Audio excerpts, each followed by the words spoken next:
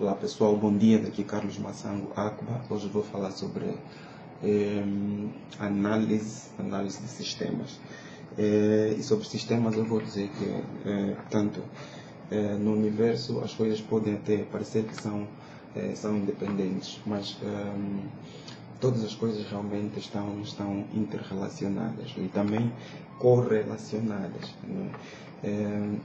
A importância de fazermos análise de sistemas é, na verdade, irmos à busca de soluções, por exemplo, para negócio, soluções tanto para a gestão familiar, solução para a gestão e resolução de problemas nos sistemas. Ou seja, nós vamos copiar como é que os sistemas funcionam e vamos emprestar essas ferramentas dos sistemas para tentarmos então aplicar naquilo que são os nossos problemas, nossas situações e dificuldades. Por definição, o sistema realmente é um conjunto de coisas, um conjunto de elementos que têm tanto um objetivo comum. Imaginemos, por exemplo, o carro. O carro é um sistema, não é? Cujo objetivo é a locomoção. Mas é um sistema que não é um sistema, portanto, unitário, não é simplesmente uma única coisa. Ele é composto de outros subsistemas, não é, que compõem o total que é o carro. Olhamos, por exemplo, para o corpo humano. O corpo humano é um sistema que está composto por outros elementos, né, outros subsistemas. Por exemplo, no corpo humano, em particular, nós temos o sistema urinário, temos o sistema respiratório, temos o sistema digestivo, temos o sistema nervoso e etc. Então vemos que no sistema realmente existem vários elementos, não é, que compõem portanto esse sistema. Eu tenho aqui algumas dicas sobre os sistemas. Primeiro, a análise dos sistemas ela não é somente setorial. O sistema não olha simplesmente por partes. Ele também pode fazer uma análise global, ou seja, ao analisarmos um sistema como o corpo humano, nós podemos ter uma análise global do corpo humano, mas também podemos fazer uma análise setorial, olharmos para cada elemento ou cada componente que constitui realmente esse sistema. Então, o sistema pode ser analisado de forma setorial e de forma global. A outra coisa é que o sistema, portanto, é muito mais importante tanto do que o setor. Ou seja, no corpo humano, por exemplo, nós estamos interessados, né? O objetivo do corpo humano, por exemplo, é garantir a continuidade da vida, né? No carro, por exemplo, o objetivo é a locomoção. Então, quando nós olhamos para um sistema, realmente nós estamos mais interessados em saber, portanto, a globalidade do sistema. Ou seja, no corpo humano, a saúde global é mais importante do que a saúde, por exemplo, de um membro. Então, nós olhamos para, dizemos sempre que nos sistemas, o global é muito mais importante que o setorial. Isso não implica que o setorial não é importante, porque são os setores que compõem o sistema, certo? Mas também, todo o sistema em si, é maior em relação a cada um dos setores. Portanto, qual é o papel realmente do analista de sistema? O analista de sistema é um analista que ele está preocupado em saber o funcionamento de cada componente do sistema e garantir com que todas as partes realmente do sistema funcione ou esteja realmente operacional, não é? Tanto para um analista de sistema, tanto informático, um analista de sistemas de inteligência ou um analista de vários sistemas, ele olha, não é, preocupa-se com a globalidade do sistema. Ele está preocupado com a saúde global daquele sistema. Por exemplo, no sistema financeiro, não é? A pessoa está preocupada em saber a saúde financeira do global. Nesse caso, tratar-se de um país, tratar-se de uma empresa, tratar-se de um negócio. Quando nós fazemos análise do sistema, ou análise sistemática, nós queremos saber a saúde global daquilo que nós realmente estamos a analisar. Normalmente, quando nós falamos de análise de sistemas, As pessoas focam-se muito para a área de análise de sistemas informáticos ou análise de sistemas de processamento e arquivação e gestão de dados. Mas os sistemas existem em muitas vertentes e, portanto, não existem apenas sistemas informáticos, não é? Que é processamento e gestão de informação. Existem outros sistemas, como eu já expliquei, né? A casa é um sistema, uma casa é um sistema. Uma casa, portanto, ela está composta por diversas partes ou diversos compartimentos, não é? Que compõem toda a casa. E se nós olharmos para a casa como um sistema, vamos ver que todos os elementos realmente que fazem parte daquela casa devem ser analisados, devem ser entendidos para conseguirmos ter uma visão global, portanto, da casa. Uma breve explicação seria, por exemplo, deixa-me ver esse lápis aqui. Vamos aqui. Certo. Ok. Por exemplo, graficamente, nós teríamos, não é? Poderíamos dizer que um sistema normalmente tem o que nós chamamos aqui, não é? Tem tantas entradas aqui, né? Que muitos aqui vão dizer os inputs. Depois temos a parte que é tanto a parte de processamento, né? E depois aqui temos tanto a parte dos resultados. Portanto, aqui temos entradas. Certo? Aqui temos processamentos, processamento, e aqui temos tanto a parte, vamos lá, dos resultados. Aqui na parte das entradas, imaginemos que ou seja, que nós funcionamos para uma empresa qualquer, vamos lá, uma padaria, nós fazemos pão e etc. Para fazer pão nós precisamos de produtos, certo? Precisamos aqui dos produtos básicos que nós vamos utilizar no processo de produção. Depois temos o processo de produção em si, não é? Que podem ser instrumentos ou ferramentas que vão nos permitir fazer o processamento desse produto inicial aqui. Depois aqui nós temos o resultado. Então, no caso concreto de uma padaria seria que, né, íamos fazer a aquisição aqui primeiro das coisas básicas, vamos lá, o trigo, o sal, o açúcar e etc. E depois aqui existem um conjunto de processos, obviamente, na panificadora ou na padaria, que são utilizados aqui para processar essa informação e gerar, então, aqui o resultado esperado. Olhando assim, isto é um sistema interno, não é? Utilizado dentro do negócio, dentro da padaria. Mas todos esses componentes, realmente, eles fazem parte de um outro sistema, que é um sistema externo, não é a esse sistema interno. Portanto, aqui nesta parte nós temos o sistema, portanto, certo? Sistema externo, aqui, ok? E isto aqui, tanto é o nosso sistema interno, ok? O sistema externo, por outras palavras, também é tanto o meio ambiente, não é? O ambiente que circunscreve realmente o negócio que nós estamos a fazer. E aqui o sistema interno, a parte interna, não é? É tudo aquilo que está dentro da corporação. Existem casos em que existe uma correlação entre os sistemas internos e externos e os sistemas externos e os sistemas internos. Nós poderemos certamente fazer uma abordagem em outros fóruns. Então, nós, como eu expliquei, não é? Como é que nós conseguimos identificar realmente que algo é um sistema, não é? Como é que nós podemos dizer que isto é um sistema, aquilo não é um sistema? Nós conseguimos identificar um sistema, porque o sistema tem elementos, tem relação entre esses mesmos elementos, o sistema tem um objetivo comum ou tem um propósito, e o sistema, portanto, normalmente está circunscrito num ambiente. Portanto, quando nós falamos do corpo humano como um sistema, nós olhamos que ele está composto por outros subsistemas, não é? Mas esses subsistemas não existem independentemente. Esses subsistemas estão correlacionados ou portanto, relacionados. E vimos também que o sistema tem um objetivo. No caso, por exemplo, do corpo humano, é garantir a subsistência, né? Ou garantir a vida. No caso do carro, é a locomoção. Seriam outros instrumentos, portanto, no caso de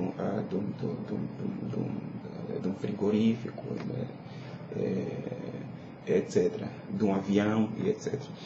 Então, vamos passar agora para alguns tipos de sistemas que existem. Serei aqui rápido. Existem sistemas, obviamente, sistemas concretos, que são sistemas físicos, aquilo que nós conseguimos ver. Por exemplo, o carro é um sistema concreto, um sistema físico, nós conseguimos ver a locomoção, o computador também tem a parte física, que é um sistema físico.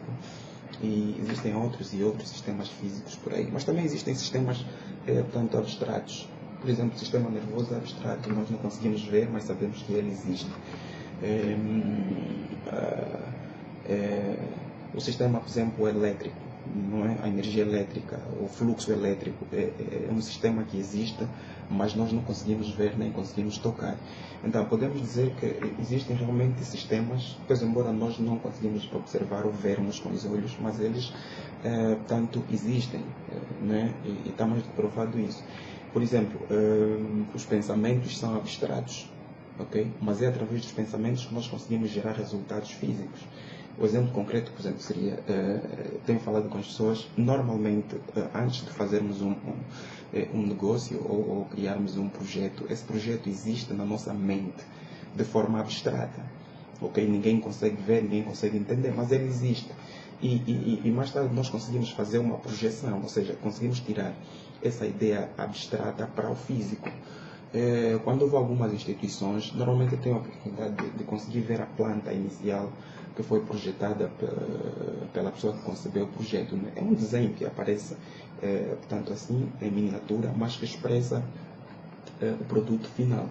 Então, só para dizer que os sistemas abstratos realmente são importantes serem analisados, porque eles antecedem normalmente os sistemas físicos. Só para dizermos que tudo que existe realmente foi formado de algo que não existe, ou seja, para nós conseguir vermos as coisas é porque as coisas existiram inicialmente de uma forma abstrata. Então, a concepção, normalmente, ou os preceitos para a construção de algo físico, os fundamentos estão em algo invisível. Então, é algo que nós, tanto aqui, também gostávamos de reforçar, né, e reportar, que existem sistemas abstratos. Muita gente só acredita naquilo que vê. Mas deixa dizer que o que não se vê também, também existe. Também existe. E o exemplo que eu dei é a planificação. Nós podemos conceber o plano de uma empresa, o processo dos negócios de uma empresa, podemos conceber a nossa estratégia de negócio, tudo de forma abstrata, antes mesmo de nós escrever, documentar ou apresentar esses resultados em forma de documento ou em forma de vídeo ou qualquer uma outra forma que existe. Existem também, portanto, os sistemas naturais, né, que são aqueles sistemas que existem na natureza, sistema solar e outros sistemas que existem por aí. Existem ainda sistemas, tanto artificiais, né, que são sistemas criados pelo homem, mas não deixam de ser importantes. Um dos sistemas, tanto artificiais que existem são os ditos robôs que hoje estão a ser falados por aí, não é? São sistemas que realmente estendem aquilo que é as competências do ser humano. Ou seja, eu, por exemplo, como ser humano, eu estou limitado em termos de execução de certos trabalhos, não é? Eu poderia, talvez, terciarizar as minhas funções para um robô, não é? Para um robô. Eu posso colocar um robô, por exemplo, a atender na porta do banco, não é? Porque é um serviço automatizado, não é? Ele vai perguntar ao cliente o que é que deseja e vai dirigir o cliente até o lugar específico. Por exemplo, eu podia automatizar serviços de call center, por exemplo, e atribuir a um robô, não é? Para fazer esse tipo de atividades, não é? Então, existem N e N trabalhos que podem ser automatizados e transferidos a esses sistemas artificiais, como robôs. Mas a grande questão que se coloca é tanto a ética, tanto e a responsabilidade de quem cria esse tipo de instrumentos. Certamente eu não falarei isso hoje, não é, mas é um tema relevante que poderemos talvez abordar em outros fóruns. Vamos pular aqui para algumas leis, leis universais dos sistemas. A primeira lei, vamos falar da contração. Todo sistema é parte de um sistema inferior, certo? Todo sistema que existe, ele tem outros subsistemas inferiores. Como já dissemos, o corpo humano ele é composto de outros subsistemas. E cada subsistema é composto de outros subsistemas. Então, isso portanto, é um padrão repetitivo e infinito, né, que se cria. Portanto, se eu olhar o corpo humano como sistema global, eu vou encontrar as outras componentes, né, que são os outros elementos do sistema. Mas se eu isolar imaginemos que eu isole somente o sistema respiratório e analise em particular o sistema respiratório, eu vou encontrar dentro do sistema respiratório outros subsistemas não é que estão realmente associados a esse sistema. Então, a primeira lei dos sistemas é que todo sistema tem outros subsistemas. Ou seja, nenhum sistema é isolado. Todo sistema existe dentro de outros subsistemas. Por exemplo, é por isso que estamos a dizer que os sistemas eles se contraem. Se nós olharmos para um sistema, nós podemos encontrar outros subsistemas dentro dele. A segunda coisa é que a segunda lei é a lei da expansão. Todo o sistema se expande. Ou seja, todo o sistema é parte de um sistema maior. Por exemplo, quando nós olhamos para tanto o setor financeiro, se nós olhamos para tanto para a área de educação financeira, a área de educação financeira é uma área que obviamente tanto faz parte da educação financeira, mas ela não é independente, ela tem um órgão tanto de tutela, né? Tem um órgão, os ministérios da educação, tem os ministérios das finanças, tem os reguladores financeiros e tem o governo. Não é? Então, o sistema não é independente, tá? Ele não pode ser autônomo, ele tem que existir dentro dessa correlação com os outros sistemas, dentro dessa cooperação, para que realmente o sistema possa ter um alinhamento, né? Ou seja, o sistema vai falar a mesma língua, vai funcionar dentro do mesmo padrão, dentro do mesmo objetivo. A outra coisa que existe é a fragmentação. Portanto, falei da contração, falei da expansão e agora vou falar da fragmentação. Os sistemas podem ser fragmentados, né? Quando olhamos, por exemplo, para uma empresa realmente ela é composta de diversos departamentos ou diversas áreas. E aqui o exemplo, ou seja, o conselho que damos é que vamos limitar ao máximo né, as fragmentações que existem dentro da empresa, ou o nosso organograma. Existem empresas com organogramas extremamente grandes, né? E isso dificulta, de certa forma, quando nós quisermos identificar problemas ou fazermos análise realmente de problemas ou implementarmos soluções, ou até identificarmos tanto a raiz de certos problemas organizacionais ou sistemáticas. Então, quanto menor for o número de fragmentação do sistema, maior permite o controle, a análise e até a resolução de problemas dentro do sistema. O número normalmente que é ótimo nos sistemas é o número 7. Nós temos que ter um organograma com 7 áreas ou 7 componentes. Acima disso, normalmente é fatigante e não é ótimo em termos de resolução de problemas. Não é? Ou seja, o ótimo normalmente é termos um número igual ou superior a 7. Inferior também seria reduzido, superior seria fatigante. Certamente que esse número não é um número encontrado arbitrariamente por mim, é um estudo que foi feito, não é? Depois, com mais tempo ou com dedicação, se quiser, pode pesquisar e ver qual é o número ótimo realmente de fragmentação dos sistemas. Normalmente é 7, mais ou menos 7. Normalmente é 7 e 7. Não acima de 7, nem abaixo de 7. A outra regra que existe, tanto ou lei dos sistemas, é a famosa homeostase. Ou seja, o sistema procura equilíbrio na ausência de um determinado membro. Ok? E nós reparamos isso às vezes nas casas, quando o membro de família realmente não está, nós fazemos a sua parte, né? Ou seja, aquelas atividades que estavam elencadas ou fixadas a ele, nós tentamos dar esse suporte para suprir aquela lacuna que existe ou aquele buraco que existe no sistema. Então, os sistemas têm isso, tem a homeostase. Ele vai procurar, sempre que um membro não estiver dentro do sistema, ele vai à procura desse membro ausente, não é? E tentar cobrir a solução realmente para não existir aquela lacuna. Não sei se já ouviram falar do termo do desbalanceamento do ecossistema. É mais ou menos isso, é a falta de homeostase, ou seja, nós eliminamos ou aniquilamos alguns elementos que faziam parte do sistema porque achamos que não eram necessários e depois criou então essa homeostase, cria esse desbalanceamento do sistema que depois temos que usar realmente o princípio da homeostase para irmos à busca desse membro, que é para tentar realmente trazermos um novo balanceamento realmente do ecossistema. Normalmente também aqui eu posso afirmar que existe tanto a unidade na multiplicidade, certo?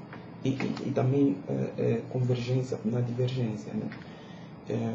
Como membros de um sistema, todos somos apenas um, mas também em um podem se encontrar realmente todos.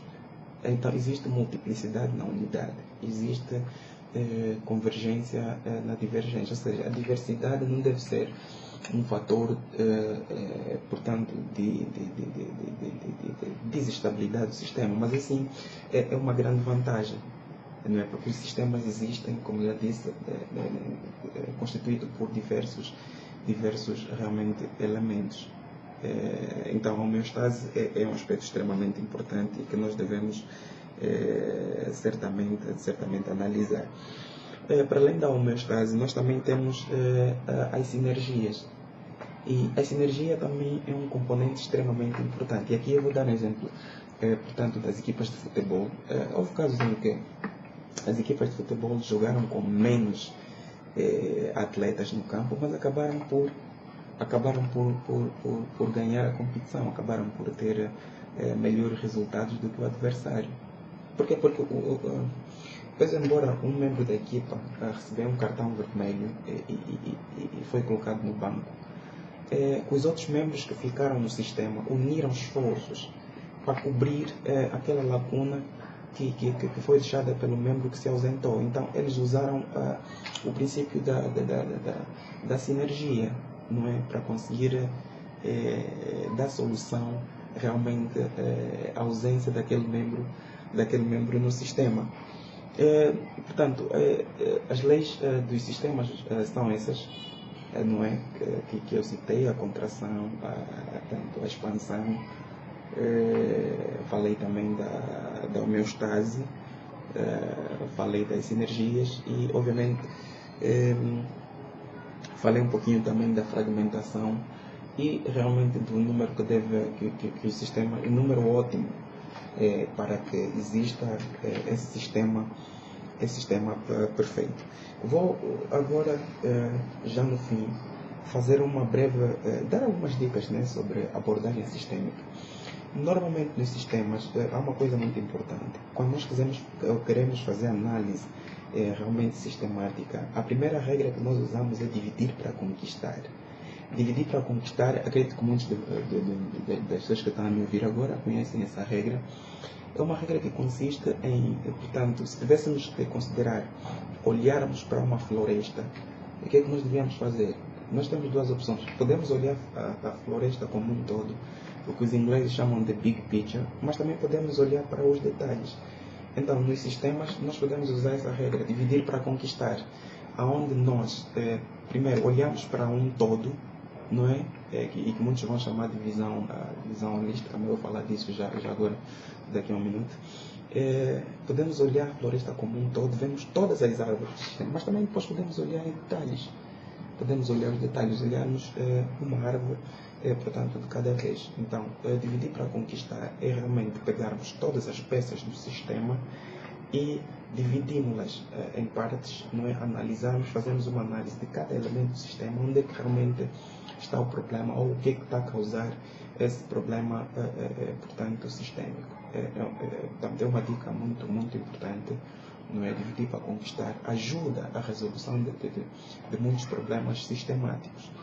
Para aquelas pessoas que são líderes, presidentes, gestores máximos de organizações, esse é um dos requisitos extremamente importantes que facilitam a análise. É pegarmos, imagina que estás a tratar, por exemplo, da resolução de problemas numa empresa. É dividir a empresa em departamentos, depois dividir a empresa em setores, depois dividir a empresa em seções e fazer uma análise minuciosa de cada componente ou cada elemento que existe realmente nesse sistema. E depois chegar a uma conclusão. Não é? A conclusão que vai se chegar nos setores vão ditar a performance, tanto do global. Ou seja, o global vai normalmente ter resultado das operações, tanto setoriais. A outra dica que eu já expliquei, a visão holística, não é? Que é a big picture. E aqui normalmente eu gosto de falar de causalidade e correlação. São duas coisas extremamente diferentes. E nós às vezes fazemos muita confusão entre essas duas palavras. A causalidade realmente é a variável que está a explicar, não é, o que está a acontecer. Por exemplo, como empresa, às vezes nós fazemos,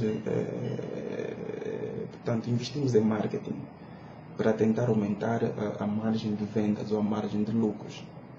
E às vezes esquecemos de fazer um estudo para ver o impacto do investimento feito. Em muitos negócios, nem sempre, portanto, marketing justifica os lucros.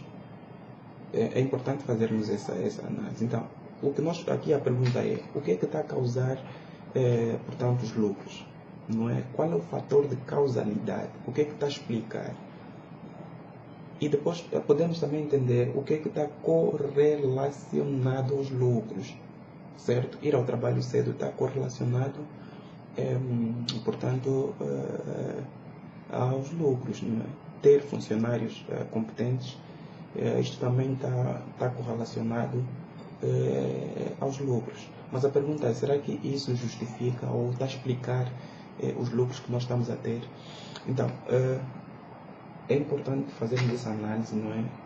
Entendermos o que é que significa causalidade e o que é que realmente significa correlação, para termos uma ideia, não é, num sistema de onde é que, portanto, são as origens, portanto, dos problemas ou as causas que fazem com que o sistema esteja, portanto, desestabilizado.